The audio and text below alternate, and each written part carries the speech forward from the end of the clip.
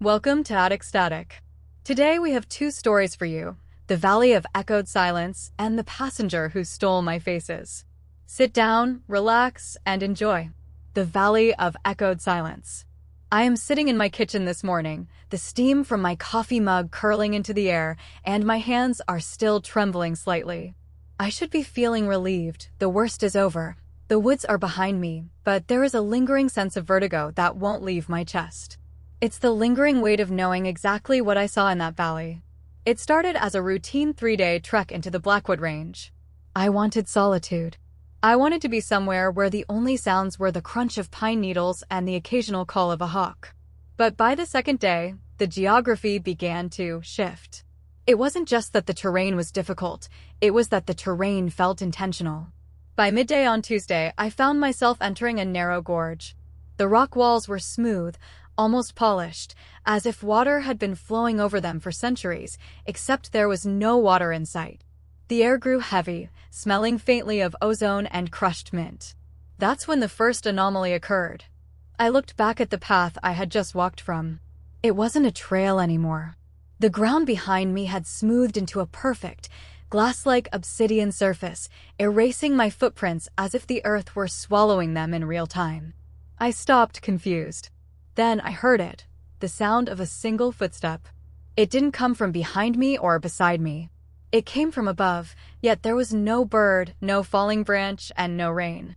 Just one clear thump against the stone wall. I kept walking, my heart beginning to drum a frantic rhythm against my ribs. The deeper I went into the gorge, the more the rules of nature seemed to unravel. The trees didn't just grow, they curved in perfect concentric circles around me, their leaves all facing inward like thousands of tiny, upturned palms. And then came the color shift. The green of the needles turned a deep, impossible violet, a hue that felt too vibrant for the muted tones of the forest outside. That was when I saw the first object. It sat in the center of a clearing, a massive stone archway, perfectly symmetrical. But it wasn't just a ruin, it was glowing with a soft, pulsing amber light. As I approached it, my shadow didn't follow me correctly. When I moved left, my shadow stayed put for a fraction of a second before snapping to my side, like a delayed reflex. I reached out to touch the archway. The moment my fingertips brushed the stone, the silence was shattered. It wasn't a noise, exactly, it was a vibration that felt like a low hum in my teeth. And then, the impossible happened. I looked at my own feet. They were suspended 3 inches above the ground.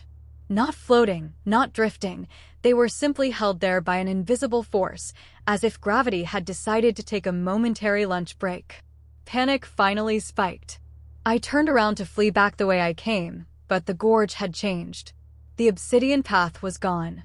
In its place was a forest of white pillars, each one topped with a floating sphere of liquid silver.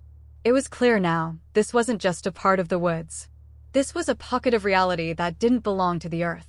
I was in a space where the laws of physics were merely suggestions. Then came the inhabitant. From behind one of the pillars, something stepped out. It wasn't a ghost or a monster, it was a towering, spindly creature made of woven light and shadow. It had no face, just a wide, glowing slit where a mouth should be.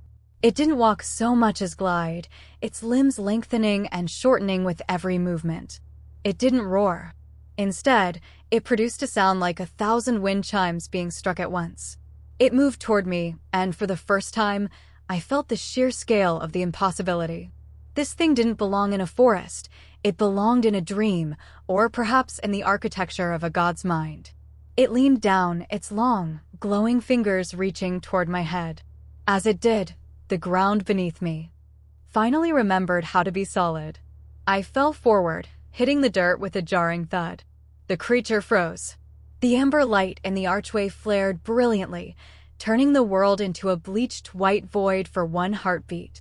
In that moment of pure radiance, the creature reached out and tapped my forehead with its longest finger, a gentle, deliberate click. Then, the collapse began. The pillars melted like wax, the violet leaves turned back to green, the obsidian path rushed toward me like a wave of water. I felt myself being pulled backward, squeezed through the archway as if it were a needle's eye. I tumbled forward onto the mossy floor of the real forest with such force that the air left my lungs. When I opened my eyes, the silence was different. It was the natural silence of the woods, not the heavy, expectant silence of the valley. The archway was gone. The pillars were gone. Even the creature had vanished. I sat there for a long time, breathing in the scent of damp earth and pine. I looked at my hand, still feeling that slight tingling from the touch of the light creature. I knew then that I wasn't just imagining it. I hadn't just walked through a forest. I had stumbled into a seam in the world. And while the valley was gone now, the fact that I could see the way back meant that somewhere out there, tucked between the trees of the mundane world, exists a place where gravity rests, shadows lag, and light has a voice. And now, our next story. The passenger who stole my faces. I have spent 3 years driving for Swift Ride, a job that usually offers the solace of anonymity. You sit in your car, a bubble of warmth against the biting night air, and watch faces blur by like frames of a film. But tonight, the final fare felt different. It was 2:14 a.m., the hour when the city breathes out its last heavy sigh before sleep. I saw her standing under a flickering streetlight on 4th Avenue.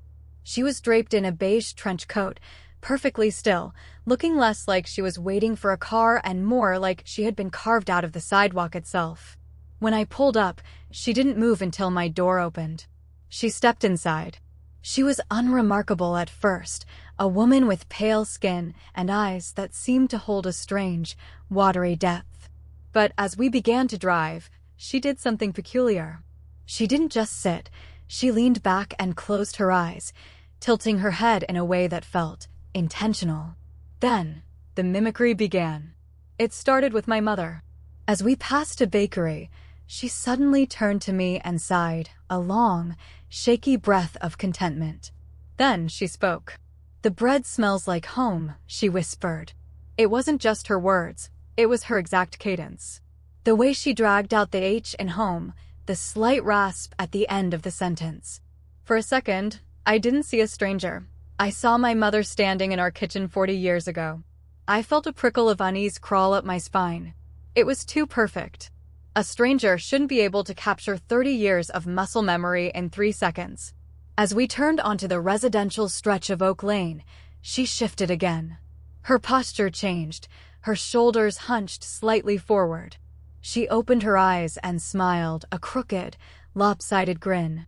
"Don't forget your umbrella," she said. It was my father's voice, his favorite phrase from every rainy afternoon. But here was the horror. It wasn't just a sound. Her face rippled for a fraction of a second, her jawline softening to match the way he looked when he was teasing me. She was collecting us. That was my first thought.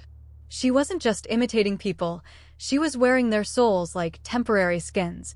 Backslash by the time we reached the outskirts of the city, the air in the car felt heavy, almost humid. The woman began to cycle through faces faster. She laughed, a bubbly, high-pitched giggle that belonged to my best friend from primary school. Then, she frowned with a stern, authoritative tilt of the head that was unmistakably my old teacher. "Who are you?" I finally blurted out. The question hung in the air, vibrating against the windows. She turned her head toward me fully. Her face went blank for a heartbeat, a smooth, featureless mask of skin and bone, before it rearranged itself into something new. She didn't look like my mother or my father anymore. She looked like me. It was chilling to see my own expression reflected in her eyes, my specific shape of nose, the slight squint of my left eyelid, even the way my hair fell over my forehead. It was a perfect mirror of my current face, yet she moved with a grace that felt slightly off. "I am the echo," she whispered. Her voice was mine, but deeper, as if played through a cello. Then came the final transformation. The car slowed as we approached her destination, a dead-end cul-de-sac. She sat perfectly still as I coasted to a stop. She looked at me one last time, and her face began to melt, literally liquefying like wax near a flame. It moved from my face, shifting into the faces of everyone she had ever collected in her journey through the world. I watched, breathless, as she became a kaleidoscope of humanity, a mother's warmth, a father's sternness, a friend's joy, and finally, my own weary reflection. She reached out a hand and touched my cheek. Her skin felt like cool silk. "You are the last piece," she murmured. Then, with a soft pop of displaced air, her face settled into one final, permanent shape, a peaceful, sleeping smile. She didn't look like anyone I knew anymore. She looked like a person who had finally found a place to rest. She stepped out of the car and walked toward the house at the end of the lane. She didn't turn back. As she vanished into the shadows of the porch, her form solidified. The melting stopped. She wasn't an echo anymore. She was a permanent inhabitant of that house now. I sat in the silence for a long time, the engine ticking as it cooled. I realized then that she hadn't just been mimicking us to be heard. She was gathering our memories so she wouldn't have to be alone. I turned off the headlights and drove home, feeling less like a driver and more like a gift. Because tonight, she didn't just take my face, she took a piece of my story, and in return, I got to see what it felt like to be known by someone who could become anyone. The end. Subscribe for more horror stories and make sure to like.